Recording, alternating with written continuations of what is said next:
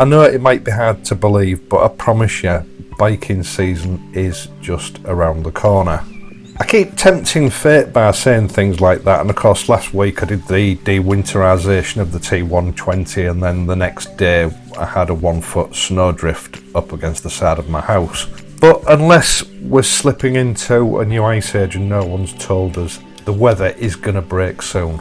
And for those of you that like to go bike camping, this is the time of the year where you start dragging your gear out and checking that everything's fit for its purpose this year. And perhaps even start looking at what equipment you need to replace or buy in.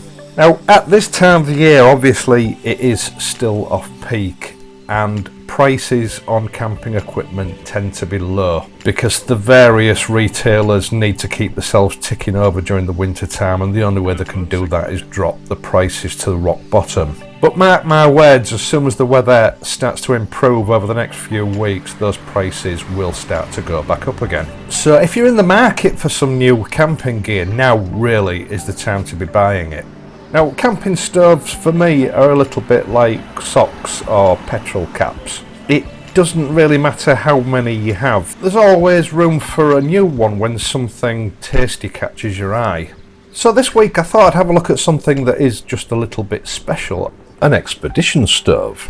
And to be specific, the Go Systems Gemini Extreme expedition stove. Now, I have to admit, I have virtually no experience of this type of stove at all, so this was a bit of a learning curve for me. Like most people out there, what I normally use is just your standard gas canister stove that screws or clips onto the top of your normal camping gas cylinders. Now, the main drawback of these, of course, is that you do need a dead level surface on them, and even at that, they can be a little bit, shall we say, unstable. Now, the more intrepid viewers will know that camping gas has its limitations. Generally speaking, once the canister is less than half full, the pressure drops considerably, so performance is lost. Also, as you'll see in this video, they don't work very well in low temperatures, and at altitude they can be totally useless.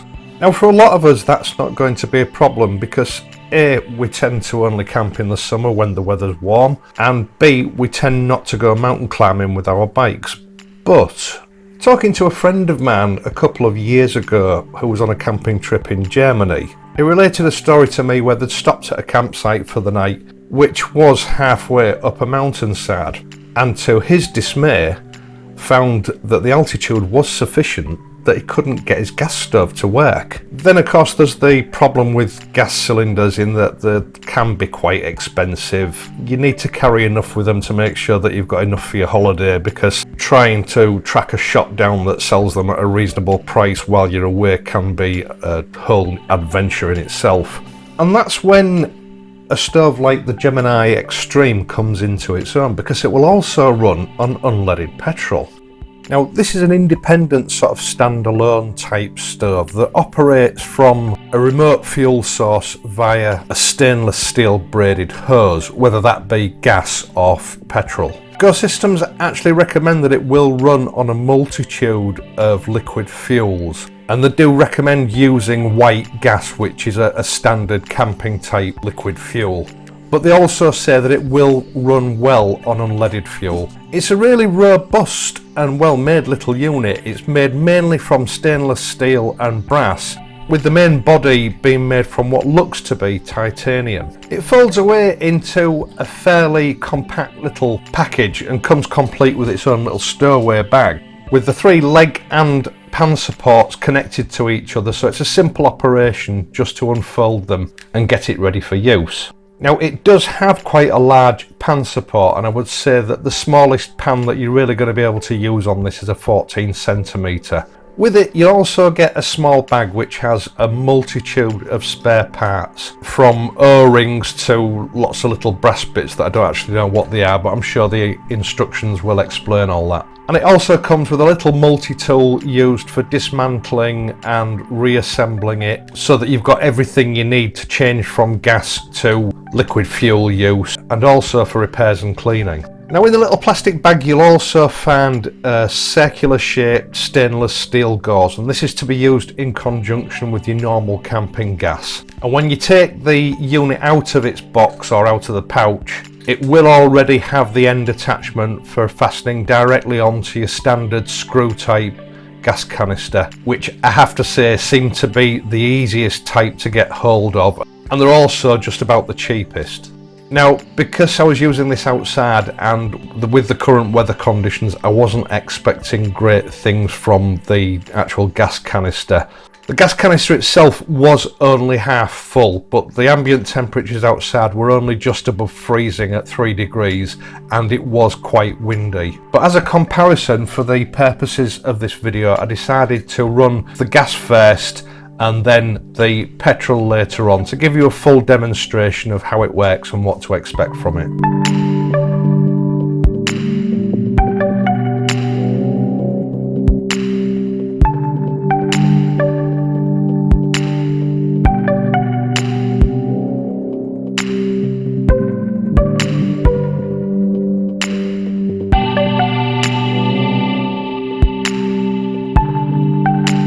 Now, as I expected with the wind and the low temperatures and a half empty gas canister, it took the stove almost 15 minutes to get half a litre of water up to a rolling boil. And to be fair, I think you would find a very similar situation with most gas stoves in the absence of a windshield. But what I will say is that despite the strong gusty winds, the stove itself does seem quite windproof, and it didn't blow out once.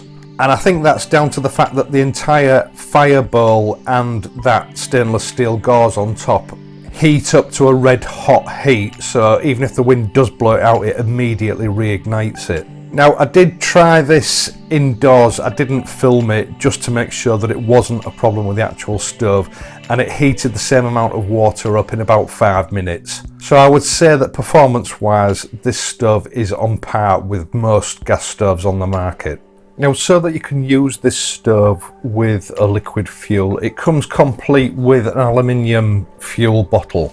Also in the box you'll find quite a well-made aluminium pump assembly which fits onto the bottle and connects up to your braided stainless steel hose, and this converts the stove into a liquid fuel burning stove. Now, if you were going to take this stove on an extended motorcycle camping holiday, the best thing I would recommend is to take with you a length of aquarium air hosing. It's really cheap, you can get it in any pet shop or online, and when you've coiled it up, it'll take up virtually no space in your luggage whatsoever. That way you're never without fuel. You can always just siphon some off from your bike to use for cooking. You never need be without cooking fuel. Now, I only put enough in this bottle for demonstration purposes. I think it was about a quarter full. But the bottle does have some fill line measurements marked onto the side of it to make sure that you don't overfill it, which is important. I'd also mention that the little plastic bag that comes with the kit also has a spare top for this bottle, so that if you lose it, you've got another one on hand. And once you've got your fuel in your bottle, the first thing to do is to remove the gas connector from the hose and attach it to the pump assembly to use with your liquid fuel. You do have that little tool in the bag that will help you do this if you can't get the nut unscrewed, but I found it was no problem undoing it with my fingers. The connector does have a double O-ring seal, and it did seem very safe and secure. Once you've done that, firmly screw your pump assembly into the bottle and remove that stainless steel gauze from the fire bowl, because you don't need that for use with the liquid fuel. Once you've done that, lay the bottle down, and I would recommend that you extend the hose as far away from your actual stove as you possibly can, so you get the bottle as far away from the stove as the hose will allow. Now, lighting it is a little bit different to lighting the gas. The first thing that you need to do is prime the priming bowl with about a teaspoonful of petrol by just pouring a little bit of the petrol into that little dish at the top in the centre of the actual stove. Obviously, you would be better doing this before you actually put the pump assembly into the bottle. You then build up pressure in the fuel bottle by pumping the pump assembly. If the bottle's filled up to the recommended lines, it should take about 20 pumps. but because I'd only quarter filled it, it required nearer 60 to get the correct pressure. Now before you go anywhere near the stove with a naked flame, check all the unions and make sure that there's no leakage while the bottle's under pressure. And if there is, attend to it in accordance with the instructions. Now one tip that I was given by someone that uses this type of stove quite regularly, not this particular brand, but this type of stove, is that usually if there's any leakage, it's going to be on the pump assembly where it screws into the bottle. Now the kit does come with a spare O-ring for this, and what I always advise to do from the word go is double up the O-rings on the pump assembly where it screws into the bottle, and this should take away any incidents of that happening in the future, and it'll make your O-rings last longer. When you pump the bottle up to pressure, lay it down with the valve assembly and the hose assembly at the bottom nearest to the ground or the surface that you've laid the bottle down on. If you put it with the valve at the top, it won't work. Once you're satisfied that there's no leaks, just put a naked flame to the fuel that you've put in the priming bowl and leave it to burn for a few seconds until it's almost ready to go out, and then gently turn your regulator valve until the stove ignites. Now the purpose of this is to warm up the generator unit, which is that sort of looped metal tube that comes out of the top of the stove. Initially the stove will burn with a sooty yellow flame. After about a minute or two, gently turn up the pressure on the valve until you get a clear blue flame. This can take a few minutes, don't worry about it, it's normal. You're then ready to cook.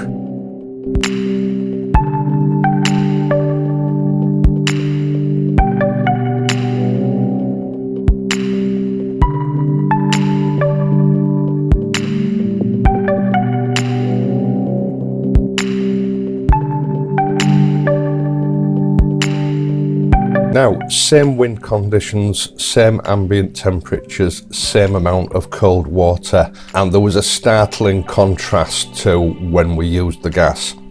Because burning petrol, it boiled 500 millilitres of water in just over 3 minutes. And I think personally, if I was to take this camping, I would use the petrol rather than the gas. It's going to be far cheaper and, to my mind, far more convenient. Now, contrary to belief with these type of stoves, there is no smell of petrol when you're using it, so it's not going to taint your food in any way. Go Systems is a British company that has been around for a long time, and this stove comes with a full 3-year warranty. And I was surprised to learn that although this stove has actually been in production for about 10 years, there is very little information available on it online, which to my mind means that it's a very underrated stove. Now the retail price is around about £125–130, which is about on par with the price of similar stoves from other manufacturers. But whereas you're very lucky to find any of those other brands at a discounted price at any time of the year, I have actually found this for less than half price, and I'll leave a link in the video description down below for it. Now, when you turn this stove off, it does take a while for it to go out because there's unburnt fuel still in the system. So you need to leave it for 5 or 10 minutes, A, for it to go out, and B, for it to cool down completely before dismantling it. It is a quality piece of kit and it's well worth a look. Once again, thanks for watching. I hope that you've enjoyed this video and that you found it useful. As for this Friday, I've had a lot of requests over the last year for me to give a rundown on my camera equipment. It's something that I have sort of delayed doing it because I wasn't sure what the interest was going to be on a subject like that. But this Friday I thought I'll get that out of the way to please those people that have been asking. So until then, please ride carefully and I'll see you soon.